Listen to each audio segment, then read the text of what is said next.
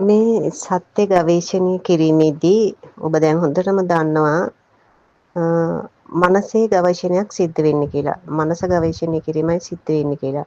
බාහිරින් අපි යම් දෙයක් බාහිර තියෙන දෙයක් වුණත් මනස තුලින් දැක මනසේ ගවේෂණය තමයි සිද්ධ වෙන්නේ කියලා. එහෙමනම් ඔබ මෙන්න මේ දර්ශනය හොඳින් සිවුම්ම නිරීක්ෂණය කරන්න.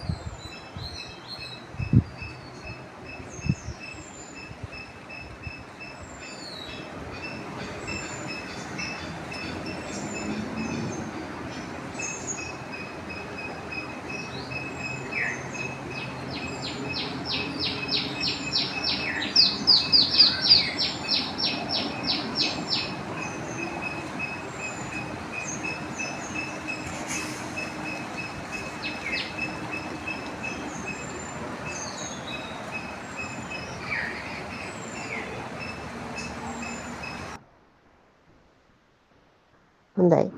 දැන් ඔබ මනස තුලින් දකින්න ඔය ගහ චලනය වෙනවා. චලන වෙනවා ඔබට දර්ශනය වෙනවා. ඔබට පේනවා දැන් ඔබ චලනය වෙනවා කියලා ඔබට ඔබේ මනසට දැනෙනවනේ මේක චලනය වෙනවා. එතකොට විටක එක චලනය වෙනවා විටක නිශ්චල වෙනවා. ඒක මේ සුළඟ සම්බන්ධ වෙනකොට චලනය වෙනවා නිශ්චල වෙනවා. ඒකත් ඔබට දැනෙනවා. අන්නේ චලනයත් ඒ නිශ්චලත්වයත් මේක හොඳින් ගවේෂණය කරන්න. ඒ චලනයත් ඒ නිශ්චලත්වයත් ඔබට පේන්නේ කොහොමද? ඒ චලනයත් නිශ්චලත්වයත් ඔබට දැනෙන්නේ කොහොමද? චලනයත් නිශ්චලත්වයත් පේන්න ඊට පරිබාහිර දෙයක් තියෙනවා. අන්නේ පරිබාහිරතය මනසින් ගවේෂණය කරලා දැක ගන්න උත්සාහ කරන්න. මේ සත්‍ය ගවේෂකයාට මේ සත්‍ය කියන්නේ මේ යථාර්ථය කියන දේ මතුවෙන්නේ ඔන්න වගේ මහා ලොකුවට ලොකු දේවල් කීම මත ලොකු දේවල් පීඩණයෙන් ගවේෂණය කිරීම කියන්නේ පීඩණයෙන් සොයසොයාම මත නෙමෙයි. එතෙන්ට ප්‍රායෝගික වීම මත නැත්නම් එතන ඒ ක්‍රියාවලිය දකිමින් ඒ ක්‍රියාවලිය ගවේෂණය කිරීම තුළ තමයි ඒ දැක්ම ක්ෂණයකට විද්‍යමාන වෙන්නේ. අවිද්‍යාවෙන් මිදලා විද්‍යාව පහළ වෙන්නේ. ඔය චංචල නිශ්චල දෙකම ඔබට පේන්න දර්ශනය වෙන්න තවත් පරිබාහිර හේතුවක් තියෙනවා. ඒ හේතුව ඔබේ මනස ගවේෂණයෙන් මේ පිළිබඳව ගවේෂණයෙන් දැක ගන්න උත්සාහ කරන්න. සහ ඔබට තව දෙයක් කියන්න ඕනේ මේ ඔබට දැන් මේ පේන මේකේ දර්ශනය වෙන දේ වගේම ඔබට ඕනම වෙලාවක මේ පිළිබඳව නිරීක්ෂණයෙන් ඉන්න පුළුවන්. ඔබේ පරිසරයේ තියෙන දෙයක් පවා ඒ චලනය වෙන ආකාරය සියල්ල චලනය තියෙනවා නම් යමක් ඒ සියල්ලම චලනය වෙනවා. තියෙනවා කියන්නේම චලනය. ඒ චලනය තුළ නිශ්චල චලනය කියලා දෙකම ඔබේ මනසට ගවේෂණය වෙනවා. අන්න ඒක ගවේෂණය. ඒක දැක ගන්න ඔය පේන නිශ්චලත්වයත් ඔය චංචලත්වයත් ඔය සෙලෙන ස්වභාවය සහ විටක නොසෙලෙන ස්වභාවයත් විටක සෙලවෙන ස්වභාවයත් දැක ගන්න. ඊට පරිබාහිර දෙයක්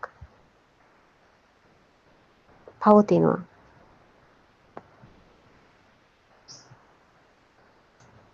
අර චලනයයි නිශ්චලත්වයයි දෙකම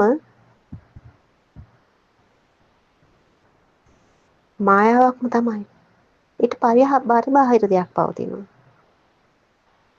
අන්න ඒක දකින්න උත්සාහ ගන්න.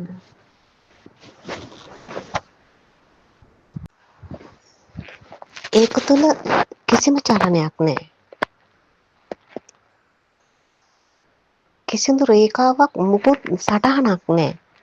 මේ චලනයයි මේ නිශ්චලත්වයේ දෙකම පවතින්නේ ඒක මත. හැබැයි ඒක විතරමයි පවතින්නේ. ඒක අපිට පේන්නේ. ඒක අපිට හසු වෙන්නේ.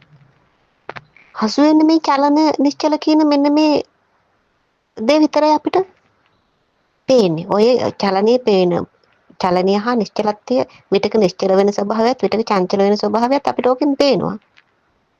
හැබැයි ඔය චලනයයි නිශ්චලත්වයයි පවතින්නේ තවත් යම් දෙයක් හින්දා. ඒ තවත් යම් දෙය කියන එකට දෙයක් නැහැ. එතන කිසිවක් සටහන් වෙලා නැහැ. මේ ඔබේ අතුලාන්තයේ මේ ගවේෂණය කරන්න කියන්නේ ඒ සටහනක් නැති දේ කිසිවක් පිහිටා නැති තැන ඔන්න ඔය චලන නිශ්චල ස්වභාවය පිහිටලා තියෙනවායි කියලා පේනවා. මායාවක් විදිහට කියන්නේ චලනීය නිශ්චල කියන ස්වභාවය අපිට පේනවා. ඔය කිසිවක් සටහන් වෙලා නැති ස්වභාවයක් තුළ කිසියම් සටහන තියෙනවා නිශ්චල චංචල වශයෙන්. විටක නිශ්චල වෙනවා විටක චංචල වෙනවා.